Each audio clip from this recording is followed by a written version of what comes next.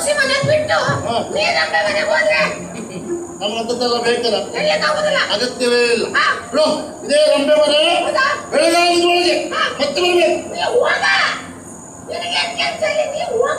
ಸಾಹಿತ್ಯ ಮನೆ ಕಾರ್ ಮನೆ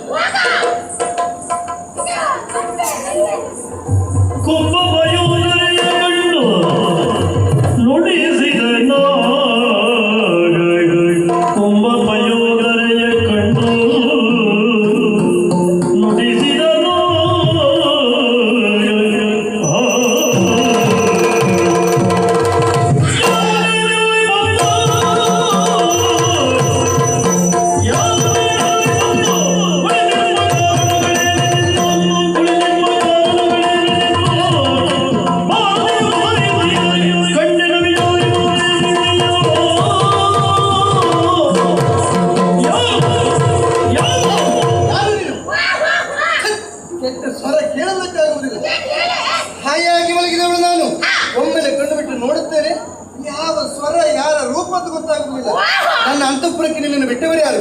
ಇಲ್ಲಿ ಹೇಗೆ ಬಂದೆ? ಯಾರು ನೀನು? ಎಂತದ್ದು ಹೇಳು. ನಡೆಯಲಿಂದ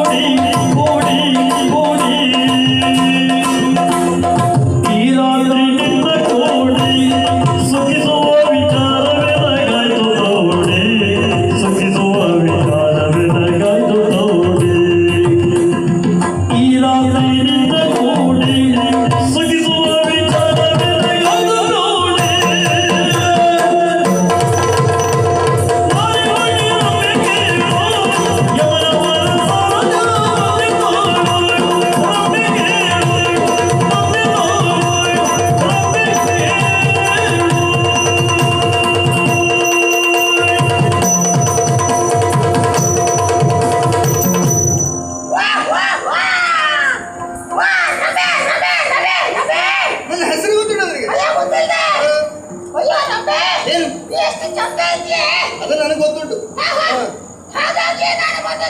ಹಾಗಾಗಿ ನೀನು ಬಂದದ್ದ? ನಾನು ಚಂದ ಇರುವುದಕ್ಕೂ ನೀನು ಬರುವುದಕ್ಕೂ ಎಂತದ್ದು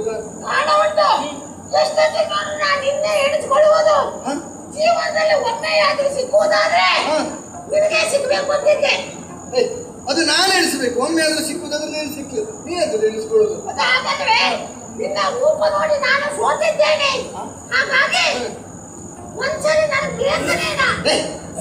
ಬೇಕು ನೀನು ಅಂತ ಹೇಳುವುದಕ್ಕೆ ಅದೇ ಸರಿ ಹೇಳಿಕ್ ಬರುದಿಲ್ಲ. ಮತ್ತೆ ಎಂತದ್ದು ನೀನು ಪಡ್ಕೊಳ್ಳೋದು? ಸುಖ ಅದರಲ್ಲಿ ಬರುವುದಿಲ್ಲ ನನಗೆ. ಮಾತು ಸರಿ ಬರುವುದಿಲ್ಲ, ರೂಪ ಇಲ್ಲ, ಸ್ವರ ಇಲ್ಲ, ಆಕಾರ ಸರಿ ಇಲ್ಲ, ಇದು ಯಾವುದೂ ಇಲ್ಲ. ಯಾರು ನೀನು? ಎಂತದ್ದು ನೀನು?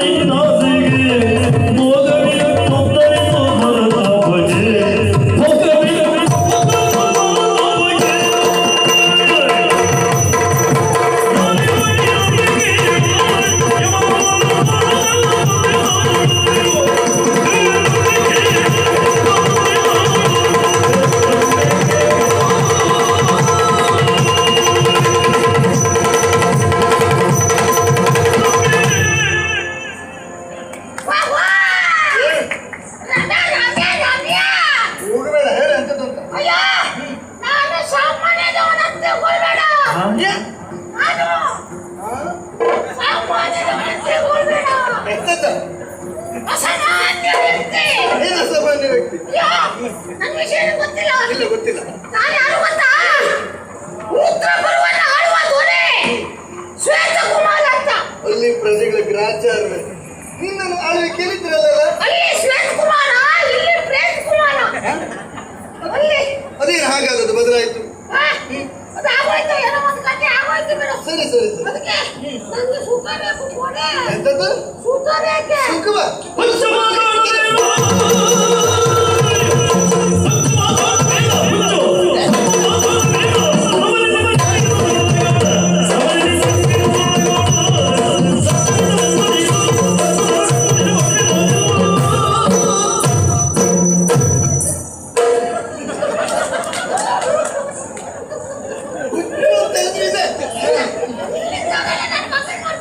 ಮಾಡೋದಲ್ಲ, ನೀನು ಆತ್ಮಹತ್ಯೆಯಲ್ಲಿ ಬಂದದ್ದು. ಇಲ್ಲಿ ಸರಿ ಆಗುತ್ತದೆ, ಅಲ್ಲಿಂದ ಬರೆದವ್ರಿಗೆ ಕಡಿಮೆ ಆಗುತ್ತದೆ.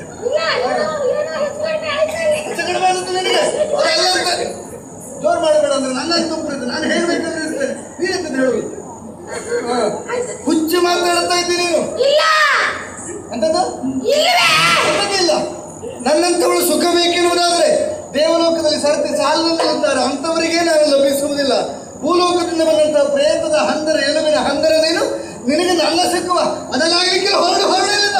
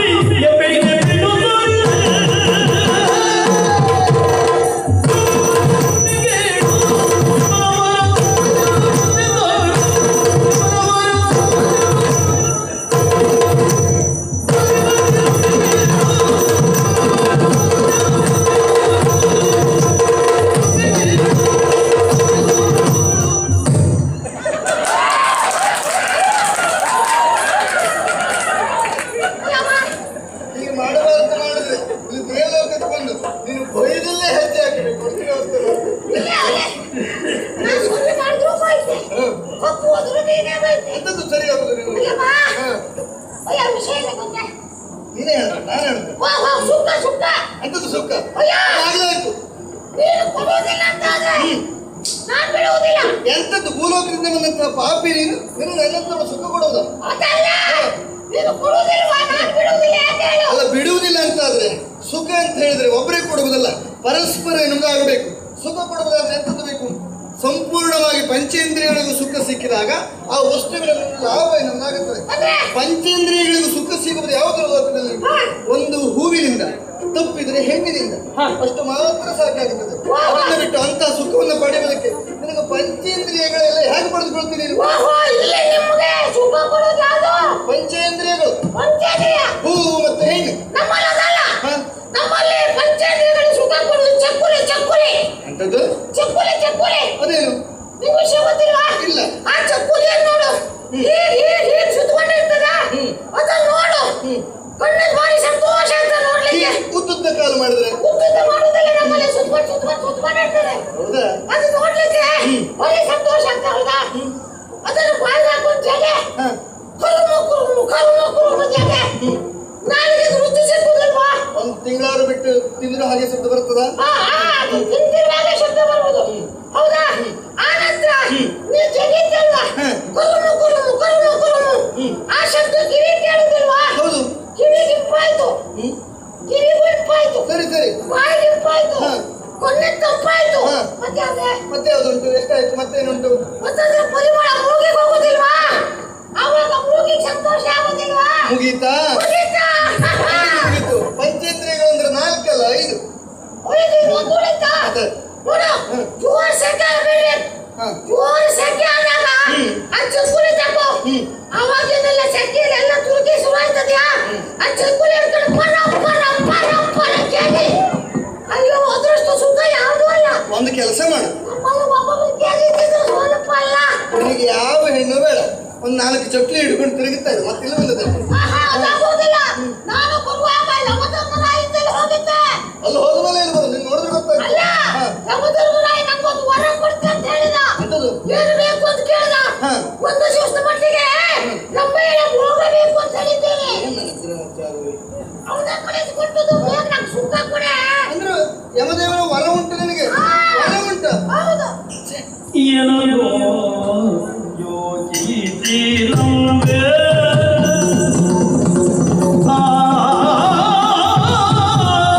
ಏನೋ ಯೋಚಿಸಿರಂಬೆ ಜನವ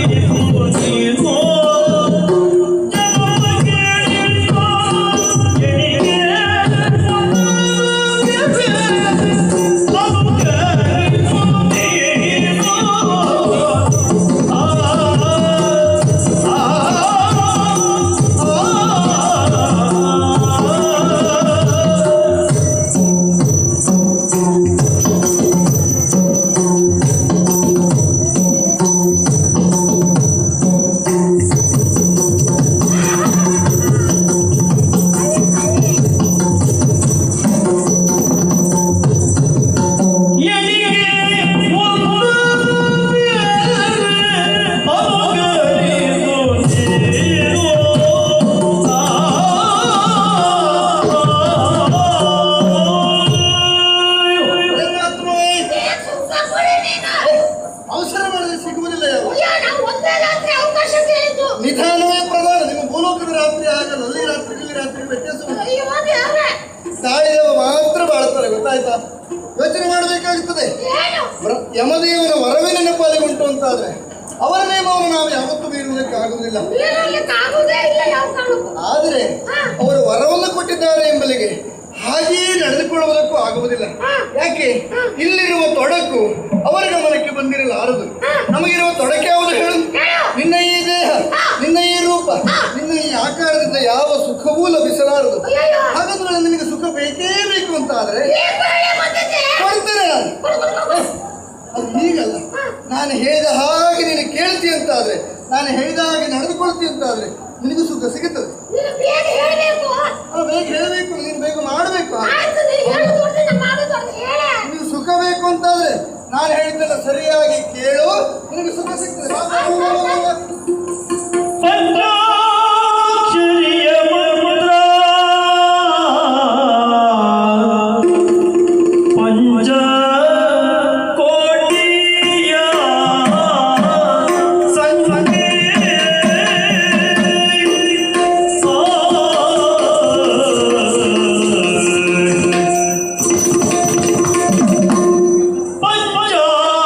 ಪಂಚಾಕ್ಷರಿಯ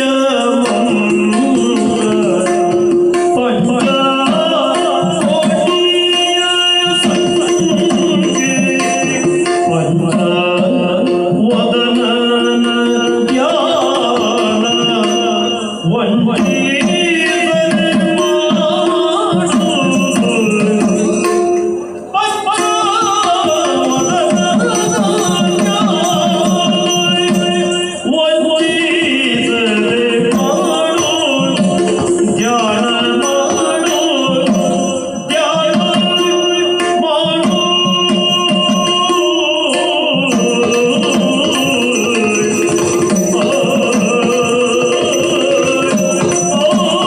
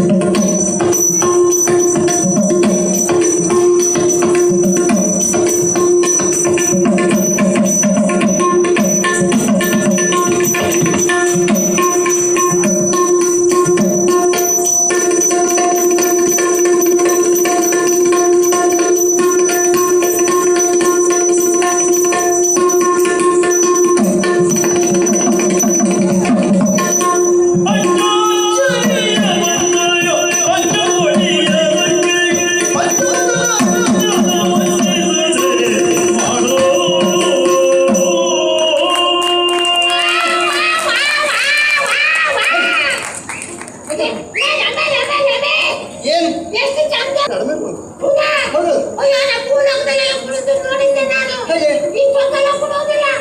ಅಲ್ಲಪ್ಪ, ಕುಡಿದ್ರೆ ಕುಡಿದ್ರೆ ಆಗೋದಿಲ್ಲ ಕುಡಿಲಿಕ್ಕೆ. ಹೌದಾ? ಹೌದಪ್ಪ? ನಮ್ಮಲ್ಲಿ ಹಾಗಲ್ಲ. ಏನ್ ಕುಡಿದ್ದೆ? ನನ್ನ ದೃಷ್ಟಿ ಬಿದ್ರೆ ಬಿತ್ತು ನನಗೆ. ಕಾರಣ ಏನು ಕೇಳು. ಹೇಳಿ. ನಮ್ಮ ಲೋಕ ಪ್ರಸಿದ್ಧಿಯೇ ಹಾಗಲ್ವ ಹೇಳು. ಹಾ. ಗಾಯನಕ್ಕೆ ಗಂಧರ್ವರು, ನರ್ತನಕ್ಕೆ ಯಕ್ಷರು ಇವರೆಲ್ಲ ಇರ್ತಾರೆ. ಇಂಥ ಗಂಧರ್ವರ ಗಾಯನ ಇರುವಾಗಲೂ ಕುಣಿಲಿಲ್ಲ ಅಂತಾದರೆ ಅವ್ರು ಕುಣಿಯಲನ್ನೇ ಬಿಡಬೇಕು. ಹೌದಾ? ಹೌದೌದು. ಹಾಗಿರುವಾಗ ನಮ್ಮಲ್ಲಂತಹ ಗಾಯನ ಇದ್ದ ಕಾರಣದಿಂದಾಗಿ ಕುಣಿಯುವುದು ಬಿಟ್ಟರೆ ಮತ್ತೆ ಶಬ್ದವಲ್ಲ. ಸರಿ. ಮತ್ತೆ ಕುಣಿದದ್ದು ಕೇವಲ ನನ್ನಿಷ್ಟಕ್ಕಾಗಿ ಅಲ್ಲ, ನಿನ್ನ ಆಸೆಯನ್ನು ಈಡೇರಿಸುವುದಕ್ಕಾಗಿ ಕುಣಿದದ್ದು. ಯಾಕೆ? ಆ ನಟರಾಜನನ್ನು ಸ್ಮರಿಸಬೇಕು ನೀನು. ನಟರಾಜನನ್ನು ಯಾಕೆ ಸ್ಮರಿಸಬೇಕು ನೀನು? ಕುಡಿಯೋದು ಯಾಕೆ? ಶುಭಂಕರೋತಿ ಇತಿ ಶಂಕರ ಅಂತ ಹೇಳಿದ್ರು. ಪ್ರತಿಯೊಬ್ಬರ ಬದುಕಿಗೂ ಪ್ರಪಂಚಕ್ಕೂ ಶುಭವನ್ನು ಉಂಟು ಮಾಡುವ ಯಾರು ಕೇಳಿದ್ರೆ ಚಂದ್ರ. ಶಂಕರ. ಆಹಾ. ಅವನಿಂದಲೇ ಶುಭ ಎನ್ನುವುದಾಗಬೇಕಾಗ್ತದೆ. ಸರಿ, ಸರಿ. ನಿನ್ನ ಬದುಕಿಗೂ ಹಾಗೆ ಏನಾಗ್ಬೇಕು? ಅಮಂಗಲತ್ವ ಅಶುಚಿತ್ವ ಎನ್ನುವುದು ನಿನ್ನ ಬದುಕಿನಲ್ಲುಂಟು. ನಿನ್ನ ದೇಹದಲ್ಲಿರುವಂತಹ ಮಲಿನತ್ವ ಎನ್ನುವುದು ತೊಲಗಿದರೆ ನಾನು ನಿನಗೆ ಸುಖವನ್ನು ಕೊಡಬಹುದು. ಆಯ್ತು, ಎಂತ ಆಗ್ಬೇಕು ಹೇಳು. ಕೊಟ್ಟಂತಹ ಸುಖವನ್ನು ನೀನು ಅನುಭವಿಸಬಹುದು. ಈಗ ನೀನು ಜಪ ಮಾಡಬೇಕು. ಜಪ? ಜಪ ಮಾಡಬೇಕು. ಈಗ ಇಷ್ಟೊತ್ತಿಗೆ ಎಂತ ಜಪನೆ? ಅದೇ ತಪ್ಪು ಅಂತ ಹೇಳುವುದು. ನಮಗೆ ಯಾವಾಗ ಸುಲಭ ಆಗುತ್ತದೋ ಆವಾಗ ಮಾತ್ರ ಮಾಡುವುದಲ್ಲ.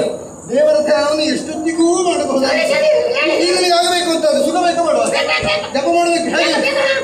ಪಂಚಾಕ್ಷರಿಯ ಮಂತ್ರವನ್ನ 5 ಕೋಟಿ ಸಂಖ್ಯೆಯಲ್ಲಿ ಜಪಿಸಬೇಕು ನೀನು. 5 ಕೋಟಿ? ಸಂಖ್ಯೆಯಲ್ಲಿ ಜಪಿಸಬೇಕು ಪಂಚಾಕ್ಷರಿಯ ಮಂತ್ರ. 5 ಕೋಟಿ ಹೇಳಿ ಆಯ್ತಾ? 5 ಕೋಟಿ ಹೇಳು. ಒಂದ್ ಕೆಲಸ ಮಾಡು, ಬೇಗ ಮುಗೀತದೆ. ನಾನು 2 ಕೋಟಿ ಹೇಳ್ತೇನೆ, ನೀನು 2 ಕೊಡ್ತಿದ್ದೀಯ ಹೇಳು. ಬೇಗ 5 ಕೋಟಿ ಯಾವಾಗ ಆಗ್ತದೆ? ತೊಂದರೆ ಇಲ್ಲ. ಮುಗೀತು. ನಾನು 2.5 ಕೋಟಿ ಹೇಳ್ತೇನೆ. ನಿನ್ನೆ 2.5 ಕೋಟಿ ನನ್ನ ಹತ್ರ ಇಷ್ಟೊತ್ತು ಮಾತಾಡಿದೆಲ್ಲ, ನಿನ್ನ ಪುಣ್ಯ ಎಲ್ಲ ಬರಿದಾಯ್ತು. ಹೋಗು. ಯಾವುದಕ್ಕೆ ಆಗೋದಿಲ್ಲ, ನಮ್ಗೆ ಏನ್ ಗೊತ್ತು ಕಣೆ? ಸುಖ ಬೇಕು ಅಂತ ಕುತ್ಕೊಂಡು ನಾನು ಹೇಳ್ತೇನೆ. ಹಾಗೆ ಕೂತ್ಕೊಳ್ಳೋದು. ಧ್ಯಾನ ಮಾಡೋದಕ್ಕೆ ಎಡತೊಡೆಯ ಮೇಲೆ ಬಲಕಾಲು ಬರಬೇಕು, ಬಲತೊಡೆಯ ಮೇಲೆ ಎಡಕಾಲು ಬರಬೇಕು. ಹಾಗೆ ಕೂತ್ಕೊಳ್ಬೇಕು. ಅದು ಹೇಗೆ? ಅದು ಹೇಗೆ? ಅಂಕಲ್ ಹೇಳೋದಕ್ಕೆ ಆಯ್ತಾ? ನಿನ್ನ ಎಡತೊಡೆಯ ಮೇಲೆ ನಿನ್ನ ಬಲಪಾದ, ನಿನ್ನ ಬಲತೊಡೆಯ ಮೇಲೆ ನಿನ್ನ ಬಲಪಾದ. ಇದು ಹಾಕಿದ್ರೆ ಮಾತ್ರ ನೀನು. ಹೌದು. ಹಾಕಲ್ಲ.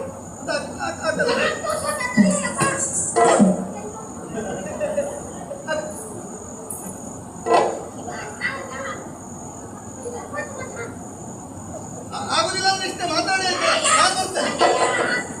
ಪ್ರಯತ್ನ ಮಾಡ್ತೇನೆ. ಆಯ್ತು ಅಂತ ಹೇಳ್ಬೋದು.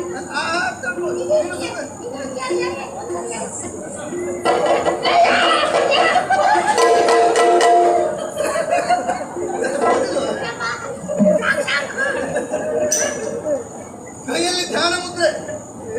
ಹೀಗೆ ಚಳಿಕಾಯಿ ಸಿಗುತ್ತೆ. ಹೀಗೆ ಓಂ ನಮಃ ಶಿವಾಯ. ಯಾರು? ಶಿವಾಯ. ಓಂ ನಮಃ ಶಿವಾಯ. ಇದು ಬಂದಾದ ಸರಿ ನಾನು ಬೇರೆ ಹೋಗು ಒಳ್ಳೆದಾಗ್ತದೆ. ಓಂ ನಮಃ ಶಿವಾಯ. ಓಂ ನಮಃ ಶಿವಾಯ. ಕೈಯಲ್ಲಿ ಧ್ಯಾನ ಮುದ್ರೆ. ಓಂ ನಮಃ ಶಿವಾಯ. ನಾನು ಹೇಳು ಮಾಡ್ಕೊಂಡ್ರೆ. ಓಂ ನಮಃ ಶಿವಾಯ. ಓಂ ನಮಃ ಶಿವಾಯ. ಓಂ ನಮಃ ಶಿವಾಯ. ಓಂ ನಮಃ ಶಿವಾಯ. ನನ್ನ ಅಂತಃಪುರ ಕಾಳಿ ಹೇಳ್ತೇನೆ. ನೀನು ಕಾಳ. ನಾನೆಲ್ಲಿ ಮಾಡೋದು? ನಾನೆಲ್ಲೇ ಇರೋದು. ನೀನು ಮಾಡೋದು ಕೊಡೋದು. 5 ಕೋಟಿ ಆಗುವವರಿಗೆ ಕೊಂಡು ಬೇರೆ ಅಂತ ಅಲ್ಲ, ಯಾವತ್ತೂ ನಿಮ್ಗೆ ಸಿಗುವುದಿಲ್ಲ ನಿಮಗೆ. ಹೇಳು. ಓಂ ನಮಃ ಶಿವಾಯ. ಓಂ ನಮಃ ಶಿವಾಯ. ಓಂ ನಮಃ ಶಿವಾಯ. ಓಂ ನಮಃ ಶಿವಾಯ.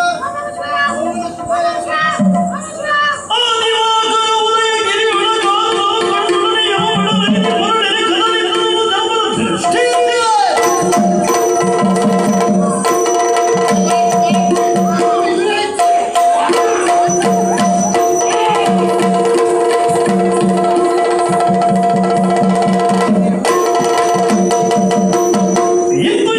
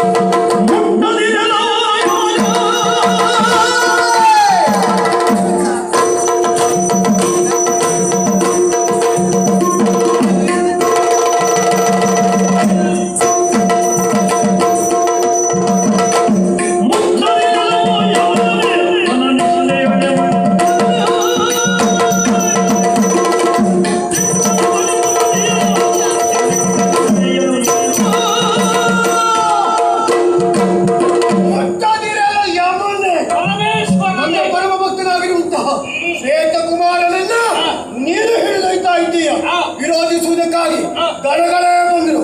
ಅವರನ್ನು ಬಡಿದಟ್ಟಿದೆಯಾ ಸಾಕ್ಷಾತ್ ರುದ್ರನೇ ಬಂದಿದ್ದಾನೆ. ಇಡವನನ್ನು ಏನು ದೇವರಲ್ಲಿ ಆಶ್ಚರ್ಯವೇ ಸರಿ. ಏನು ನೇರವಾಗಿ ಶ್ವೇತಕುಮಾರನ ಜೀವಾತ್ಮವನ್ನ ಎಳೆಯುವಂತಹ ಸಮಯದಲ್ಲಿ ಮೊದಲಾಗಿ ನಿಮ್ಮ ಗಣಗಳು ಬಂದರು. ತಲೆಗಳನ್ನು ನಾನಿದ್ದೇನೆ. ಈಗ ಪ್ರತ್ಯಕ್ಷ ನೀವೇ ಬಂದಿದ್ದೀರಿ. ನಮ್ಮ ಕಾರ್ಯದಲ್ಲಿ ನಾನು ನಿಷ್ಠೆಯಲ್ಲೇ ಇದ್ದವ. ಕಾರಣ ಏನು? ನೀವೇ ಬರುವ ಪ್ರಸಂಗವೇ ಬರುತ್ತೆ ಎನ್ನುವಾಗ ಅನಿವಾರ್ಯತೆಯು ನಿರೀಕ್ಷೆಯು ನಮಗಿರಲಿಲ್ಲ. ಶ್ವೇತಕುಮಾರನ ಬಗ್ಗೆ ತಿಳಿದಾಗ ಜೀವನದಲ್ಲಿ ಪಾಪವನ್ನೇ ಮಾಡಿದವ ಅವ. ಆದರೆ ಸಾಯುವ ಸಂದರ್ಭದಲ್ಲಿ ಶಿವೆ ಶಿವೆ ಎನ್ನುವ ಹಾಗೆ 3 ಬಾರಿ ಹೇಳಿದವ ಅವ. ಸ್ವಲ್ಪ ಪುಣ್ಯಾಂಶ ಅವರಲ್ಲಿ ಇರುವುದರಿಂದ ಒಂದು ವರವನ್ನು ಕೊಡ್ತೇನೆ, ಏನು ಬೇಕು ಅಂತ ಕೇಳಿದೆ. ಆದರೆ ಅವ ಕೇಳಿದ್ದೇನು? ಒಂದು ದಿವಸದ ಮಟ್ಟಿಗೆ ರಂಭೆಯ ಸುಖ ಎನ್ನುವುದು ಬೇಕು. ಯಮನ ನಿಯಮ ಹಾಳಾಗಬಾರದು ಎನ್ನುವಂತ ಕಾರಣಕ್ಕಾಗಿ ಮಾತಿಗೆ ತಪ್ಪಬಾರದು ಎನ್ನುವಂತ ನೆಲೆಯಲ್ಲಿ ಅವನಿಗೆ ಒಂದು ದಿವಸದ ಮಟ್ಟಿಗೆ ರಂಭೆಯ ನಿಲಯಕ್ಕೆ ಕಳಿಸಿದವ ನಾನು. ಹೋಗುವಾಗಲೇ ಜಾಗ್ರತೆ ಮಾತನಾಡಿದ್ದೇನೆ. ಸೂರ್ಯೋದಯಕ್ಕೆ ಸರಿಯಾಗಿ ಬರ್ತೇವೆ, ನೀನು ಬರಬೇಕೆನ್ನುವ ಹಾಗೆ. ಹಾಗಾಗಿ ಒಂದೊಂದ ಸಮಯದಲ್ಲಿ ಸೂರ್ಯೋದಯ ಆದದ್ದು ಹೌದು, ಇಲ್ಲ ಅಂತಾದ್ರೆ ಎಲ್ಲಿಯಾದ್ರೂ ನಿಯಮ ತಪ್ಪಿದ್ದೇ ಹೌದು ಅಂತಾದ್ರೆ ನೀವೇ ಪ್ರಶ್ನೆ ಮಾಡುವ ಸಂದರ್ಭ ಬರ್ತಾ ಇತ್ತು. ಅದು ಆಗಬಾರದೆಂಬ ಕಾರಣಕ್ಕಾಗಿ ಸೂರ್ಯೋದಯಕ್ಕೆ ಬಂದು ನಮ್ಮ ಚಿತ್ರಗುಪ್ತರು ಎಳೆದು ತಂದದ್ದು ಸತ್ಯ. ಇದರಲ್ಲಿ ತಪ್ಪೇನುಂಟು? ನಿನಗೆ ಅಧಿಕಾರವನ್ನು ಕೊಟ್ಟವನು, ದಕ್ಷಿಣ ದಿಕ್ಕಿಗೆ ಅಧಿಪತಿಯನ್ನಾಗಿಸಿದವನು, ಈ ಹಿಂದೆ ಆದ ಪ್ರಕರಣವನ್ನೆಲ್ಲ ಮರೆತವನೇ.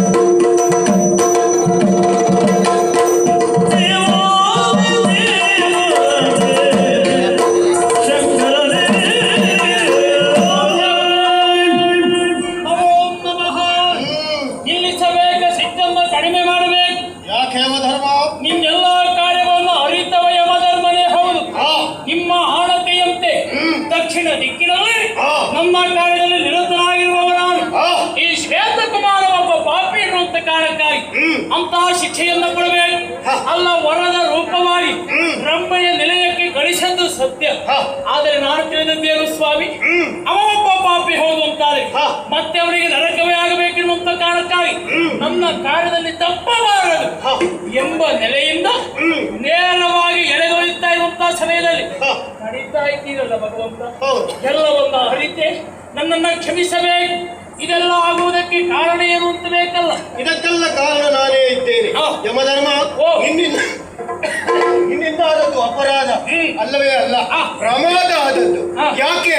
ಇವನ ಆಸೆಯನ್ನು ಇವ ತೋಡಿಕೊಂಡವನಿದ್ದಾನೆ. ಒಂದು ರಾತ್ರಿ ರಂಭೆಯ ನಿಲಯದಲ್ಲಿ ನಾನು ಕಾಲವನ್ನ ಕಳೆಯುತ್ತೇನೆ. ಅಲ್ಲಿ ಹೋದ ಬಳಿಕ ಆದದ್ದಾದರೂ ಏನು, ಪಂಚಾಕ್ಷರಿ ಮಂತ್ರವನ್ನ 5 ಕೋಟಿ ಸಂಖ್ಯೆಗಳ ಕಾಲ ಇವ ಜಪಿಸಿದ ದೆಸೆಯಿಂದಲಾಗಿ ಈ ಜನಪಗಾಯಿತು ಆಯುಷ್ಯವರ್ಧನ ಪುಣ್ಯಾರ್ಜನೆ ಎನ್ನುವಂಥದ್ದನ್ನ ಪಡೆದಿದ್ದಾರೆ. ಹಾಗಾಗಿ ನಿನ್ನ ಪಾಶಕ್ಕೆ ಇವನ ಕೊರಳನ್ನುವಂಥದ್ದು ಬೀಳಬಾರದು. ಈ ಪಾಶವನ್ನ ಇವನಿಗೆ ನೀನು ಹಾಕುವುದು ಸಲ್ಲವೇ ಸಲ್ಲ. ದೇವರೇ, ಕ್ಷಮಿಸಬೇಕು ನನ್ನ ತಪ್ಪನ್ನು. ಅವನೊಬ್ಬ ಪಾಪಾತ್ಮ ಎನ್ನುವಾಗ ಎಳೆದೊಯ್ದದ್ದು ಸತ್ಯ.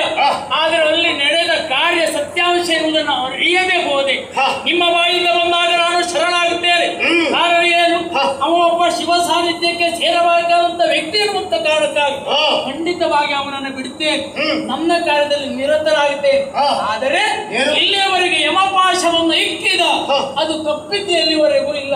ಹಾಗಾಗಿ ಹಿಡಿದ ಪಾಶವನ್ನು ಮುಂದೆ ಏನ್ ಮಾಡಬೇಕು?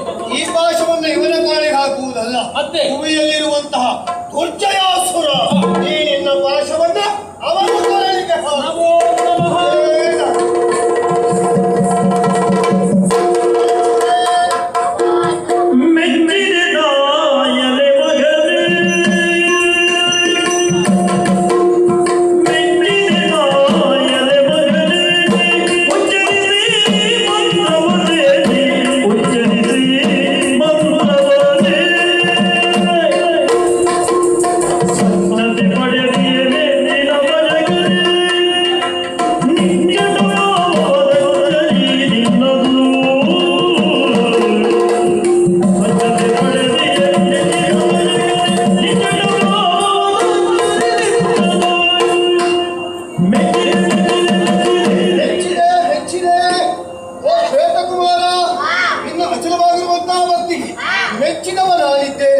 ಅಷ್ಟೇ ಅಲ್ಲ, ನೀನು ಪಂಚಕೋಟಿಯ ಸಂಖ್ಯೆಯಲ್ಲಿ ಪಂಚಾಕ್ಷರಿ ಮಂತ್ರವನ್ನು ಜಪಿಸಿದವ.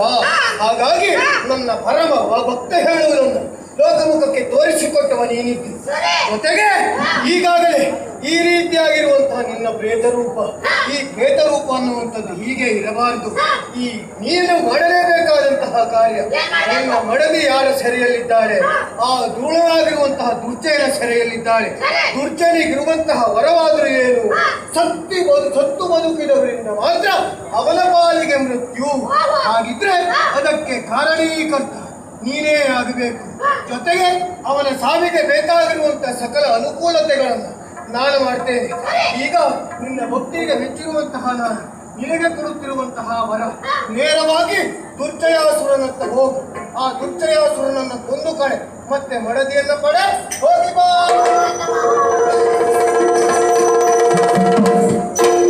ಇದು ನಿಜವಾಗಿ ಶ್ವೇತಕುಮಾರ ಚರಿತ್ರೆ ಆಗಲೇಬೇಕು. ಜೊತೆಗೆ ಲೋಕಮುಖದಲ್ಲಿ ಯಾರು ಪಂಚಾಕ್ಷರಿ ಮಂತ್ರವನ್ನು ಜಪಿಸುತ್ತಾರೋ ಅಂತವರ ಪಾಲಿಗೆ ಪುಣ್ಯ ಅನ್ನುವಂಥದ್ದು ಲಭಿಸುತ್ತದೆ. ಜೊತೆಗೆ ಮಹಾರುದ್ರನನ್ನು ಎಲ್ಲಿಯವರೆಗೆ ಆರಾಧಿಸ್ತಾರೋ, ಎಲ್ಲಿಯವರೆಗೆ ಭಜಿಸುತ್ತಾರೋ ಅಲ್ಲಿಯವರೆಗೆ ಮಹಾರುದ್ರ ಅವರಿಗೆ ಒಳಿತನ್ನ ಮಾಡ್ತಾನೆ. ಲೋಕ ಸಮಸ್ತ ಸುಖಿನೋ ಭವಂತು.